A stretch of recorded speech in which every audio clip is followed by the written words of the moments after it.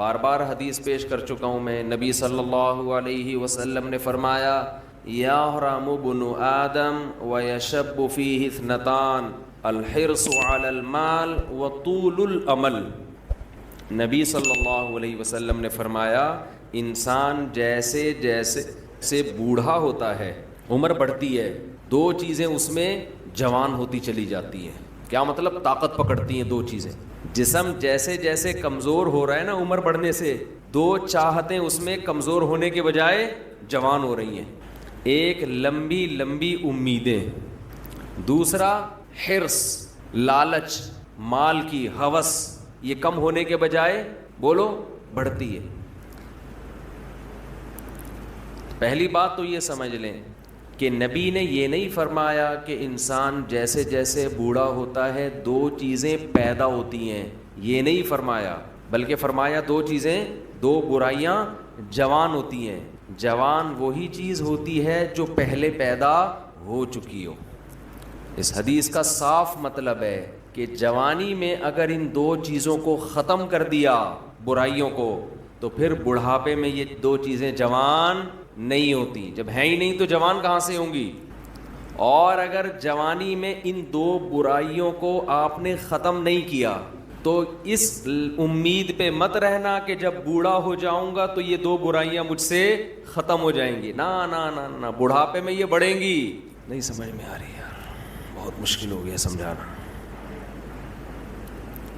میں سمجھا پا رہا ہوں اپنی بات؟ لوگ کیا کرتے ہیں, جوانی میں پلان بنا رہے ہوتے ہیں, موت کی تیاری نہیں کرتے نا. یہ پروجیکٹ یہ پروجیکٹ یہ پروجیکٹ, پیسوں کی ہرس لالچ, یہاں سے گھسیٹو, میرا بحریہ ٹاؤن میں اس کے 2 پلاٹ, میرے 3 ہونے چاہیے.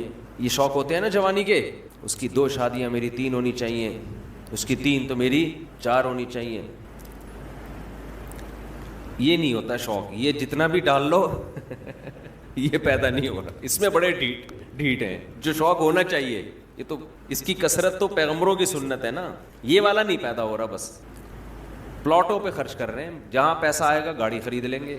ہم کہتے ہیں نبی صلی اللہ علیہ وسلم نے فرمایا دنیا میں سب سے قیمتی سرمایہ نیک عورت ہے, اس پہ خرچ کرنے کے لیے تیار نہیں. کہہ رہے نہیں, ایک اور گھر بنا لو, ایک اور گاڑی خرید لو, چلو آپ کی ٹینشن ہے, آپ جو مرضی کریں.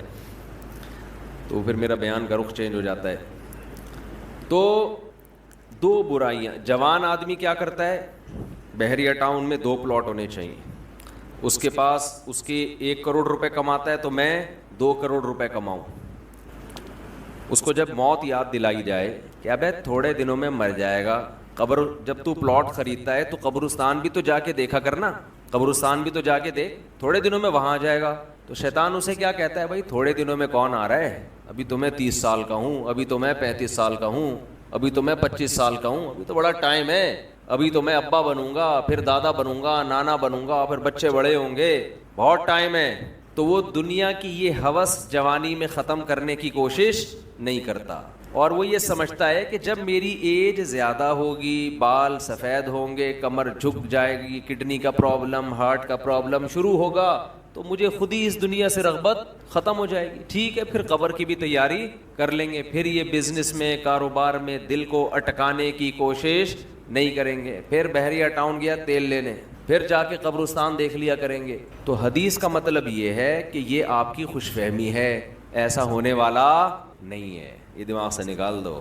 جیسے جیسے عمر بڑھے گی نا, یہ لالچ اور طول الامل, لمبی امیدیں کا کیا مطلب, میں بھی نہیں مروں گا, یہ امیدیں کم نہیں ہوں گی بلکہ بڑھیں گی. اور پیسوں کی جو محبت ابھی آپ کے دل میں ہے یہ کم نہیں ہوگی, یہ محبت اور زیادہ بڑھے گی. میں کمال ہے نبوت کے علوم پر, ہم نے اپنی زندگی میں جو بوڑھے ہیں نا, جنہوں نے جوانی میں لالچ ختم نہیں کی, بالکل 100% اس حدیث کے مطابق ان کو پایا ہے, بالکل 100%. میں نے اپنی زندگی میں, ہم نے دونوں طرح کے بوڑھے دیکھے ہیں, سخی بھی اور کنجوس بھی.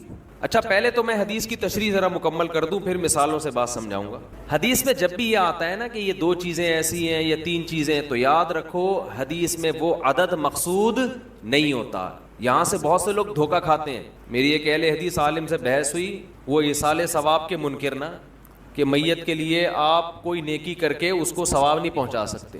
میں نے کہا دلیل کیا ہے؟ کہنے لگے حدیث میں آتا ہے 3 چیزوں کا ثواب ملتا ہے: صدقہ جاریہ جو اولاد آپ کے لیے دعا کرے، اور علم ينتفع به وہ علم جو آپ چھوڑ کے جائیں.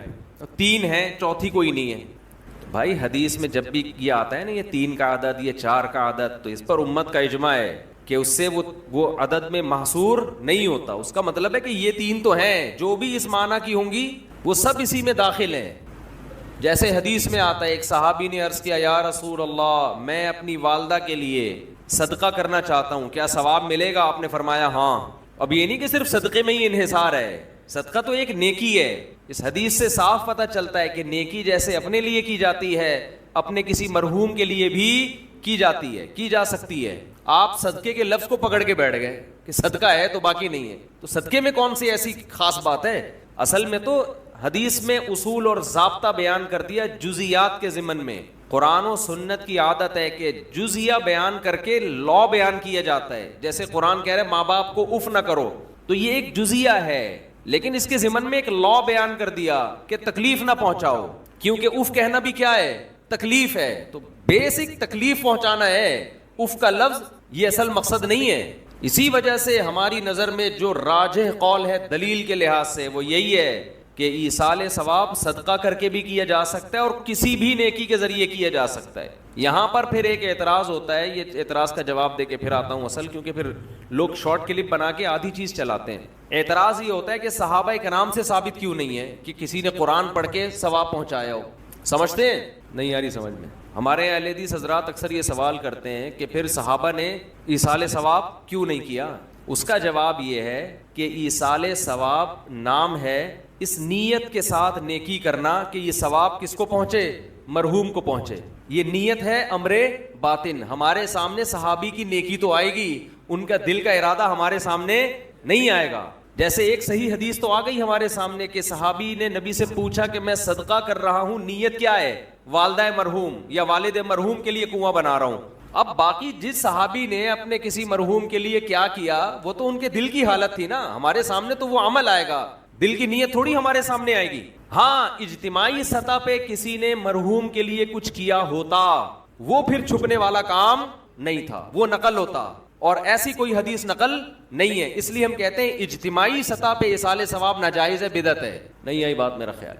اخفل طریقے سے انفرادی طور پر آپ کوئی نیکی کریں مرحوم کے لیے ٹھیک ہے، لوگوں کو جمع کر کے کریں یہ عمل کیا بن جائے گا؟ بدعت. کیونکہ اگر جمع کر کے کرنا جائز ہوتا تو پھر یقیناً صحابہ سے ثابت ہوتا، پھر یہ عمل چھپنے والا تھا نہیں. سمجھ میں آ رہی ہے بات؟ کہ آپ اگر چھپ کے یعنی قرآن خوانی میت کے ایصال ثواب کے لیے ہم اس عمل کو بدعت سمجھتے ہیں کیونکہ یہ ثابت نہیں ہے. حضرت ابو بکر کا انتقال ہوا تو حضرت عمر نے کوئی پبلک کو بلایا کہ آ جاؤ ہمارے یہاں قرآن خوانی ہو رہی ہے، تمبو لگا ہوا بھی آ جاؤ. اپنے طور پر اخفل طریقے سے بیٹھ کے پڑھو بھائی. اخفل طریقے سے میت کے لیے کوئی بھی سورت پڑھ لو، کوئی بھی نیکی کر لو. بہتر تو یہی ہے کہ صدقہ کو فوکس کرو جو حدیث میں منصوص ہے، جس کا حدیث میں صراحتاً ذکر ہے. تو سب سے افضل تو یہی ہے. اس کی مثال ایسے ہے کہ جیسے صحابی نے پوچھا میں کنواں بنانا چاہتا ہوں. اب آپ کہیں کہ کنواں بنانا تو جائز ہے، مسجد بنانا جائز نہیں ہے کیونکہ حدیث میں مسجد کا ذکر نہیں ہے. تو بھائی کنواں بھی ایک نیکی ہے، مسجد بھی ایک نیکی ہے. تو جیسے کنواں بنانا جائز ہے تو سڑکیں بنانا بھی جائز ہے، مسجد بنانا بھی جائز ہے، سرائخ بنانا بھی جائز ہے، سبیل بنانا بھی جائز ہے. تو ایسے صدقے کے علاوہ بھی نیکی کیا ہے؟ جائز ہے. تو خیر یہ تو درمیان میں ایک مسئلہ آ گیا جو اصل موضوع میں لے کے چل رہا تھا، اب ہم اس کی طرف آتے ہیں. تو میں یہ عرض کر رہا تھا یہ جو حدیث میں آتا ہے نا کہ 2 برائیاں ایسی ہیں کہ جوانی میں اگر آپ نے ان کو ختم نہیں کیا تو بڑھاپے میں وہ برائیاں کم ہونے کے بجائے بڑھتی ہیں. تو اس سے مراد صرف 2 برائیاں نہیں ہیں، یہ 2 تو مثال بیان کی گئی ہے. مطلب یہ کہ انسان میں جتنی خواہشات ہیں اگر جوانی میں ان خواہشات کو ختم نہیں کیا تو بڑھاپے میں وہ خواہشات کم نہیں ہوں گی بلکہ اور زیادہ بڑھ جائیں گی. لوگ کہتے ہیں بڑھاپے میں تو انسان کمزور ہو جاتا ہے تو خواہشات بڑھیں گی کیسے؟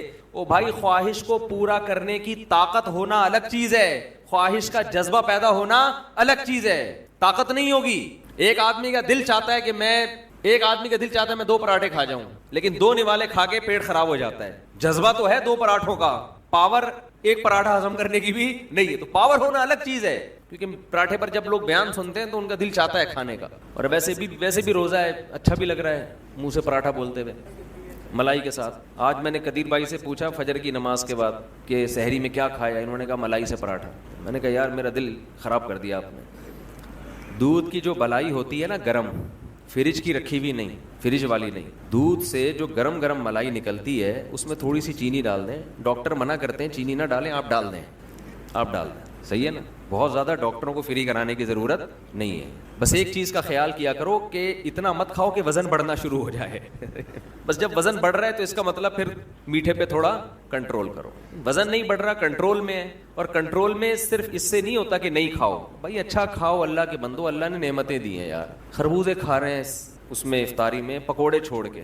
افطاری میں بھی خربوزے ہی سے افطار کرنا ہے. افطاری میں تو آدمی کا سموسے پکوڑوں پہ دل کرتا ہے کہ پھوڑ دے اس کو بیٹھ, مزہ ہی اسی کا ہے. تو اتنا زیادہ بھی نہ مسلط کرو. ہاں تھوڑا اچھا کھاؤ لیکن کم کھاؤ, بہت زیادہ نہ پھوڑو. تو انہوں نے میرا دل وہ کر دیا آج صبح نا ملائی کا تذکرہ کر کے.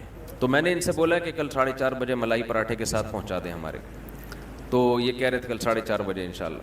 صبح سحری میں آپ ملائی کھائیں, مزہ نہ آئے ویسے اپنا ہی مزہ ہے. کریم نہ کھائیں, یہ جو بازاری ہے ڈبے کی کریم نہ کھائیں. اور جو وائٹ کڑھائی بناتے ہیں نا گوشت میں, اس میں بھی کریم نہ ڈلوایا کرو, زہر ہے. لوگ کیا کر رہے ہیں, ہوٹلوں میں جا کے کڑھائی بنواتے ہیں, اس کڑھائی میں کیا ڈالی جا رہی ہے آج کل, کریم. وہ کریم کی میں کبھی ترغیب نہیں دے رہا, وہ بہت نقصان دہ ہے. ہم نے اچھے جوان لوگوں کو وہ کڑھائی کھا کے ہارٹ پیشنٹ بنتے ہوئے دیکھا ہے.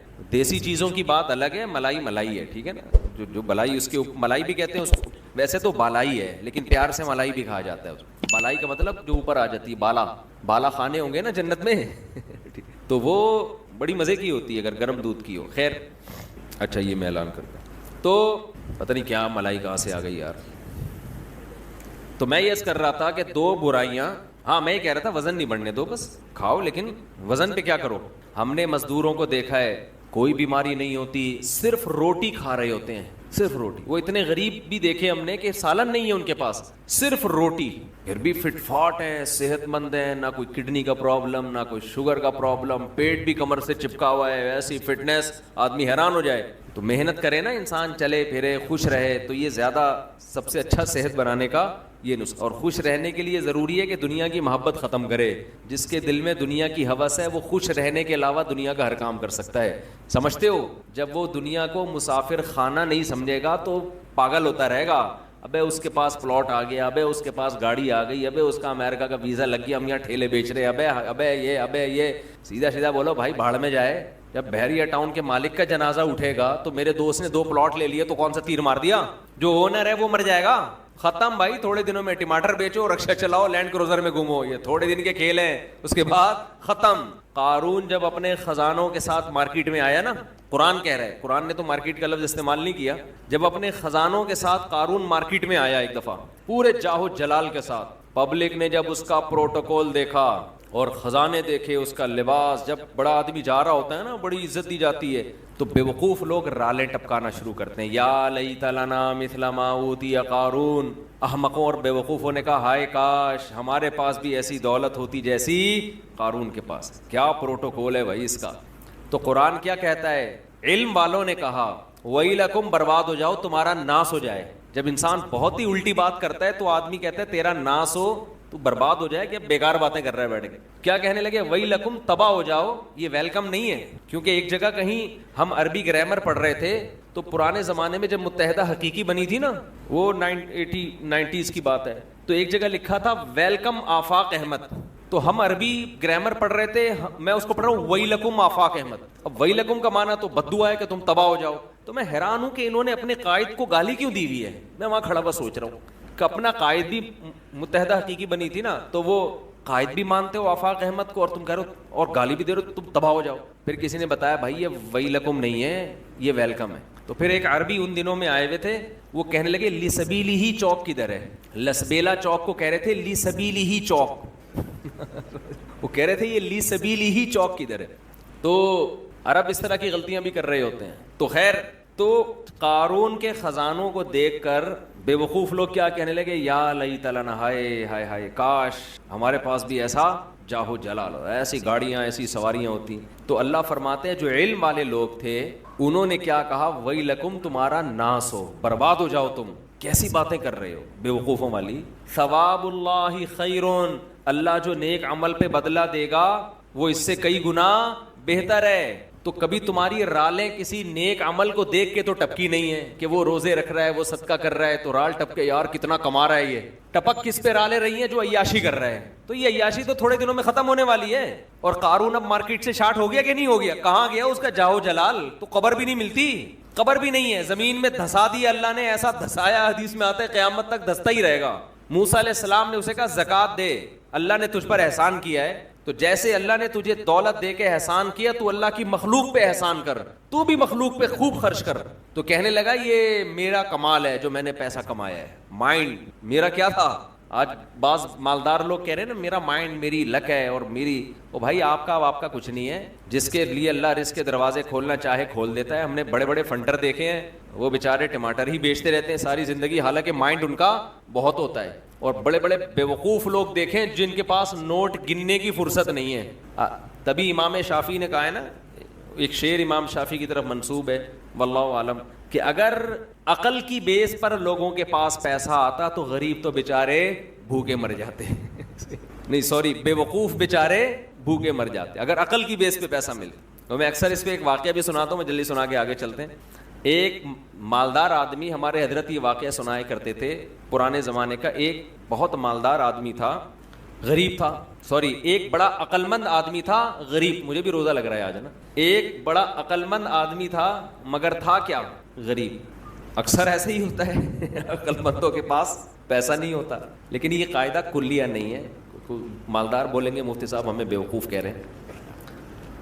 تو اس نے دیکھا کہ ایک آدمی بڑا مالدار تجارت کا سامان لے کے جا رہا ہے، بے وقوف اتنا ہے کہ اونٹ کے ایک طرف چاول کی یا جو بھی امپورٹ کر رہا ہوگا جو بھی چیز، اس کی بوریاں لادی ہوئی ہیں، اور بیلنس برابر کرنے کے لیے اونٹ کے دوسرے طرف ریت کے بورے رکھے ہوئے ہیں تاکہ بیلنس کیا ہو جائے. 10 بوریاں چاول کی یہاں ہیں تو وزن برابر کرنے کے لیے 10 بوریاں ریت کی ادھر. اس امیر آدمی نے لفٹ مانگی اس غریب سے، وہی نا روزہ لگ رہا ہے. اس عقل مند آدمی نے لفٹ مانگی اس بے وقوف سے، کیونکہ یہ عقل مند غریب تھا. تو اس بے وقوف نے اس کو لفٹ دے دی کہ چل تو میرے ساتھ اونٹ پہ بیٹھ جا. اب اس عقل مند نے اس بے وقوف مالدار سے پوچھا کہ یہ ان بوریوں میں کیا ہے جو رائٹ سائڈ پہ؟ اس نے کہا بھائی چاول ہے یا آٹا ہے یا جو بھی تھا.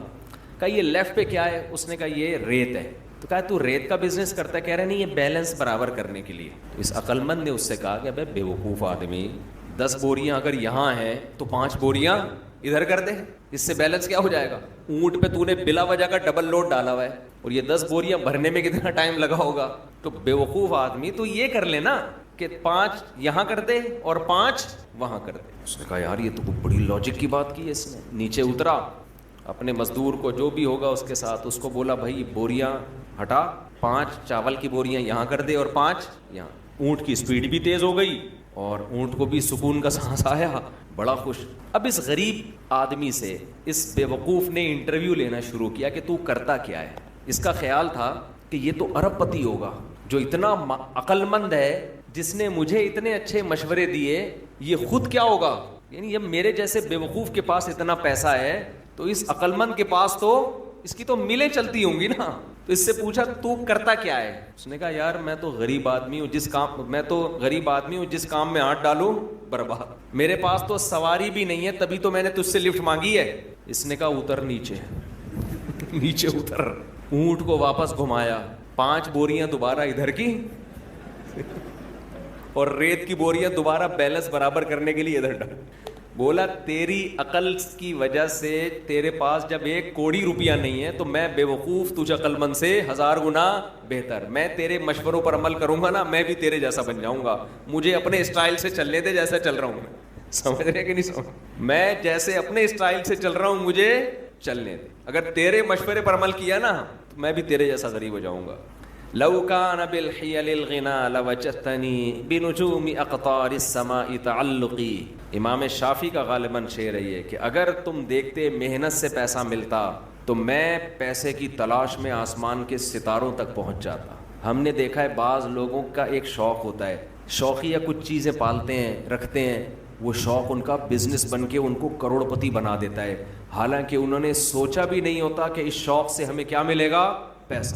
اگر وہ پلاننگ کر کے کرتے تو کچھ بھی نہیں آتا ہاتھ میں۔ اس کا مطلب یہ نہیں کہ آپ محنت نہ کریں، پہلے ہی ہمارے یہاں پوستی پن چل رہا ہے، اٹھتے نہیں ہیں، 12-1 بجے اٹھتے ہیں، ایک دکان پہ نہیں بیٹھتے، محنت تو کرنی ہے لیکن ملے گا اتنا جتنا اللہ نے مقدر کیا ہے۔ تو میں وہ عرض کر رہا تھا کہ نبی صلی اللہ علیہ وسلم نے جو مثال دی ہے نا کہ 2 چیزیں جوان ہوتی ہیں، تو وہ 2 برائیوں سے مراد صرف 2 نہیں ہیں، بلکہ جو بھی بری خواہشات ہیں بڑھاپے میں کم ہونے کے بجائے بڑھتی۔ اسی طرح اچھی خواہشات اگر جوانی میں اچھی عادتیں ہیں تو بڑھاپے میں وہ اچھی عادتیں کم ہونے کے بجائے جوان ہوتی۔ اگر آپ کو جوانی میں اللہ سے محبت ہے، بڑھاپے میں یہ محبت اور زیادہ بڑھ جائے گی۔ جوانی میں دنیا کو مسافر خانہ سمجھتے ہو، دل نہیں لگاتے، بڑھاپے میں بالکل لفٹ کرانا چھوڑ دو۔ ہم نے دونوں طرح کے بوڑھے دیکھے ہیں، سخی بھی اور کنجوس بھی۔ جو سخی ہوتے ہیں وہ بہت سخی ہوتے ہیں، کیونکہ وہ جوانی میں سخی ہوتے ہیں نا، تو یہ سخاوت بڑھاپے میں ان کی بہت زیادہ بولو بڑھ جاتی، پھر وہ جاگیروں سے دل لگانا بالکل چھوڑ دیتے ہیں، بالکل چھوڑ دیتے ہیں۔ اور جو کنجوس ہوتے ہیں نا جوانی میں، بڑھاپے میں اللہ کی پناہ آدمی کانوں کو ہاتھ لگا، نوٹ نظر نہیں آ رہے ہوتے، ایسے ایسے گن رہے ہوتے ہیں بیٹھ کے، یہ میں نے بھی اپنی آنکھوں سے دیکھا ہے، نظر نہیں آ رہا نوٹ، دیکھ رہے ہیں یار کم تو نہیں پڑ گیا، یوں یوں یوں کر کے نا چیک کر رہے ہیں کہ اس میں اصلی ہے، ابے اب تو نقلی بھی ہے تو کیا کرنا ہے؟ اب تو اگر نقلی بھی ہے تو اپنے دانت نہیں ہے کھانے کے لیے، پیٹ میں آنت نہیں ہے کھانے کے لیے، چبانے کے لیے دانت نہیں، کھانے کے لیے آنت نہیں، تو اصلی نقلی کا رہ کیا گیا؟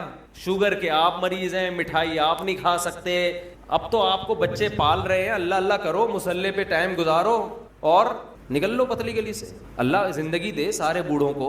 لیکن اب تو یہ سوچ ہونی چاہیے نا، نہیں جناب ایسے ایسے گر رہے ہوتے ہیں، اتنے لالچ، اتنی ہوس، اور ایسا پراپرٹی میں دل لگائیں گے، ادھر پلاٹ۔ ایک بوڑھے کا فون آیا میرے پاس، غیبت اس لیے نہیں، کسی کو کیا پتہ کس کی بات کر رہا ہوں، میرا خیال ہے 85 سال تو ان کی عمر ہوگی، اور 10 قسم کی بیماریاں، کہنے لگے، رو رہے تھے میرے بیٹے کا کاروبار کا نقصان ہو گیا، گھر میں بڑے مسائل آ رہے ہیں، رزق کی تنگی ہے، میں بہت ٹینشن میں ہوں، میرا دل مجھے ترس آیا، میں ان کا مذاق نہیں اڑا رہا، مجھے ترس آیا، میں ان سے کہوں کہ حضرت آپ کی کیا رزق کی تنگی، آپ کی زندگی گزر چکی ہے، آپ نے ویسے ہی 2 پاپے صبح چائے میں ڈال کے کھانے ہیں بھائی، دوپہر دھونے والے کھچڑی کے کھانے، زندگی گزر گئی، اب ان چیزوں میں کیا رکھا ہے؟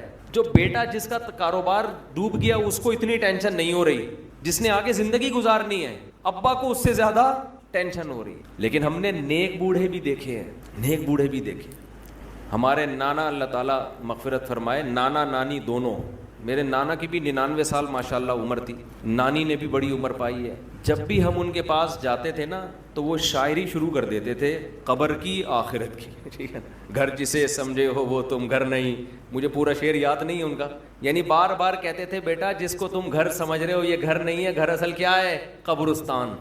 اور سخاوت ایسی، کھلا رہے ہیں، ہر وقت کچن میں کھانا بنتا رہتا تھا، مسجد کے امام بھی تھے ہمارے نانا، تو جو گلی محلے میں جا رہا ہے نا اس کو بلایا، ادھر آ بیٹھ، گھر والوں کو ٹینشن دی ہوئی تھی کھانا لے کر آؤ اس کے لیے، تو گھر والے بھی تنگ آ گئے تھے، تنگ آنے کا مطلب ظاہر ہے بار بار کھانا گھر میں پکتا رہے، لیکن سخاوت تو تھی نا۔ تو ایسے بھی دیکھے ہیں کہ بھائی یہ گھر ور کچھ ان کو کوئی دلچسپی نہیں ہوتی پلاٹوں میں، جائیدادوں میں، تو یہ جوانی میں ختم کر لیا تو ہو جائے گا۔ تو میں جلدی سے بیان کو سمیٹتا ہوں، میں یہ عرض کر رہا تھا، دیکھو میرے بھائی، اگر اللہ نے آپ میں کوئی اچھی بات رکھی ہے، کسی نیکی کی توفیق دی ہے، تو اس کا بھی استحضار کرنا چاہیے۔ استحضار کا مطلب اس کے بارے میں ہمیں سوچنا چاہیے، اس کی ہم قدر کریں، اس پہ اللہ کا شکر ادا کریں۔ یہ نہ دیکھیں سب روزے رکھ رہے ہیں تو ہم نے رکھ لیا تو کیا ہو گیا، بھائی سب کا نہیں پتا، ہم تو نالائق ہیں یار، سب تو بہت نیک ہیں، وہ تو رکھ سکتے ہیں، ہم جیسے نالائق کو اللہ نے توفیق، میرا جو اللہ سے معاملہ ہے مجھے کیا پتا آپ کا کیا معاملہ ہے، میں تو اپنا معاملہ دیکھوں گا۔ تو ہمارے نبی اپنے آپ کو موٹیویٹ کیسے کرتے تھے؟ ذهب الظما، پیاس چلی گئی، وابتلت العروق، رگیں تر ہو گئیں، وثبت الاجر ان شاء اللہ، اور اللہ نے چاہا تو اجر ہمارے اعمال میں لکھ دیا گیا، اجر لکھ دیا گیا ہے۔ تو اس سے انسان کو اگلے دن دوبارہ روزہ رکھنے کا حوصلہ ملتا ہے۔ اور گناہ میں الٹا، تھوڑی دیر کی لذت، یہاں سے بات شروع ہوئی تھی کہ جوانی میں بھی یہ لذتیں اگر آپ نے کنٹرول نہیں کیا نا تو بڑھاپے میں یہ لذتیں بڑھیں گی، مگر گناہ کرنے کی طاقت کیا ہو جائے گی؟ ختم. تو حسرت، افسوس، ٹینشن والی زندگی. تو اس لیے جوانی میں اپنے آپ کو نیکی کا عادی بنا لو، اس سے بڑھاپا بڑا خاندانی گزرے گا. اللہ اللہ کی بڑھاپے میں توفیق ملے گی. جوانی میں تسبیح کی عادت ڈال لو. سمجھتے ہو؟ نہیں آ رہی سمجھ میں؟ جوانی میں کیا عادت ڈال لو؟ تسبیح کی. نبی صلی اللہ علیہ وسلم نے فرمایا، صحیح بخاری کی آخری حدیث، کلیمتانی خفیفتانی علی اللسانی ثقیلتانی فی المیزان حبیبتانی الی الرحمن سبحان اللہ وبحمدہ سبحان اللہ العظیم. دو کلمات زبان پہ بہت ہلکے، ترازو میں بہت بھاری، اور رحمان کو بہت محبوب. ایک سبحان اللہ وبحمدہ، دوسرا سبحان اللہ العظیم. یہ آپ نے اگر جوانی میں اپنے آپ کو ذکر کا عادی بنا دیا، بڑھاپا بڑا اچھا گزرے گا. ہماری مسجد میں ایک بزرگ ہیں، پابندی سے تراویح پڑھتے ہیں. آج فجر میں پتہ چلا کہ روزانہ 20 پارے تلاوت کا معمول ہے. میرا خیال ہے 70 سال عمر تو ہوگی. 70 سال میں روزانہ کتنے پارے پڑھ رہے ہیں؟ 20. کیا یہ عادت انہوں نے بڑھاپے میں ڈالی ہے؟ بڑھاپے میں اتنی ہمت نہیں ہوتی. یہ عادت کب سے پڑی ہوئی ہوتی ہے؟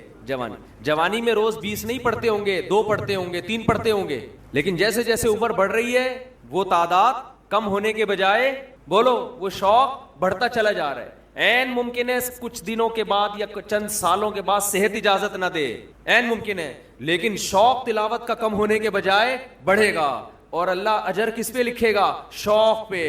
حدیث میں آتا ہے کسی کا کوئی معمول تھا، صحت خراب ہونے کی وجہ سے معمول چھوٹ گیا تو اللہ اس کے اعمال میں وہ نیکی لکھتے رہتے ہیں. جیسے کسی نے ہمیشہ رمضان میں روزے رکھے ہوں، بڑھاپا آ گیا، شوگر، بیماریوں کی وجہ سے روزہ نہیں رکھ پا رہا، تو اب یہ تھوڑی کہ اللہ اس کا اجر ضائع کریں گے. اللہ کہیں گے تو نے ہمیشہ رکھے ہیں، اب مجبور ہے تو میں تیرے اعمال میں روزے لکھتا چلا جاؤں گا.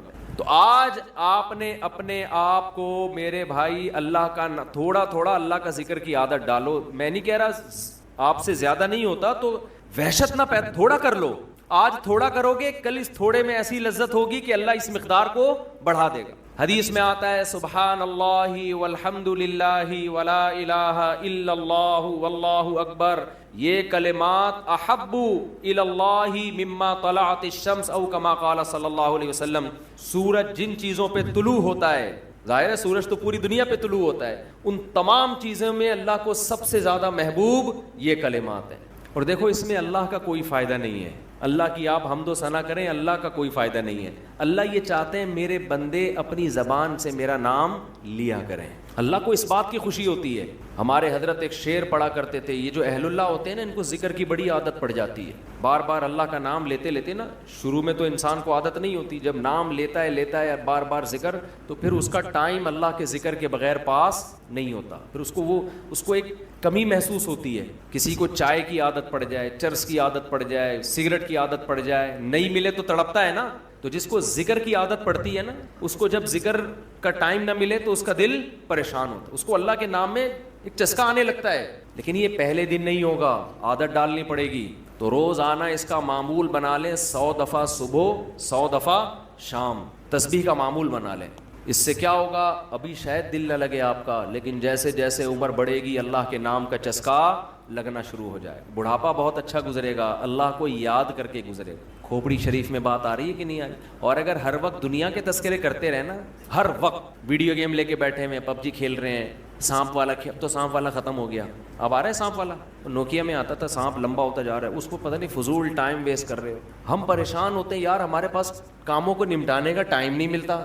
ہم تو چاہ رہے کاش یہ دن 24 گھنٹے کے بجائے 48 گھنٹے کا ہو جائے. اور لوگ کیا کر رہے ہیں کہ وہ باقاعدہ ارادہ کر کے ضائع کر رہے ہیں ٹائم. ہمارے تو کام نہیں نمٹتے. جب ہم رات کو سونے کے لیے لیٹتے ہیں تو کہتے ہیں یار آج کا دن بھی گزر گیا اور کام ویسے کے ویسے ہی. اور ادھر باقاعدہ ارادہ کر کے جو ہے نا ٹائم ضائع کیا جا رہا ہے کہ چلو ٹائم ویسٹ کرتے ہیں. ایسی چیز میں ٹائم گزر جائے نا جو ذہنی تفریح کا ذریعہ بنے تو بھی ٹھیک ہے. گپ شپ لگا لو دوستوں کے ساتھ بیٹھ کر.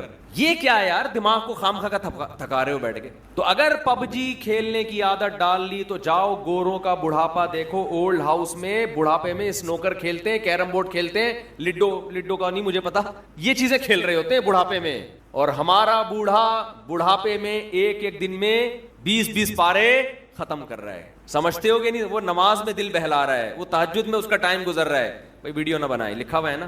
تو یہ کیسی عجیب بات ہے. آپ جائیں وہاں, ایک صاحب نے مجھے کہا کہ میں نے یورپ میں بڈھی عورتوں کو دیکھا, بڈھی عورتیں 5-6 بڈھی عورتیں بیٹھی ہوئی اور جوا کھیل رہی ہیں, تاش کھیل رہی ہیں. کہہ رہے مجھے یاد آیا یار, ایک ہماری بوڑھی ہیں, ہماری بوڑھی عورتیں مصلے پہ بیٹھی ہوتی ہیں, اللہ اللہ کر رہی ہوتی ہیں, آخری وقت اللہ کا نام لے کے گزار رہی ہوتی ہیں. اور ایک ہی بڈھیاں ہیں اور کیا کھیل رہی ہیں, تاش کے پتے. اچھا لگتے ہیں بڑھاپے میں یہ. ہمارے بوڑھے کو دیکھو, آدمی کا دل چاہتا ہے اس سے دعا کروائے کہ بابا جی میرے بھی سر پہ ہاتھ رکھ لو. جو تاش کھیل رہی ہو بیٹھ کے, اس بڈھی سے دل چاہے گا؟ اسے تو آدمی نصیحت کرے گا کچھ اور کر لے. تھوڑے دنوں میں اتنا راشا آئے گا نا ہاتھوں میں, تھوڑے دنوں میں, کہ ایک پتے کے بجائے 2 گر رہے ہوں گے, 2 پتے ایک ساتھ گر رہے ہوں گے. تو اس لیے کارآمد بنا لو, کچھ تھوڑا بہت اللہ کا نام لے لیا کرو. تمام دوائیں بچوں کی پہنچ سے دور رکھو.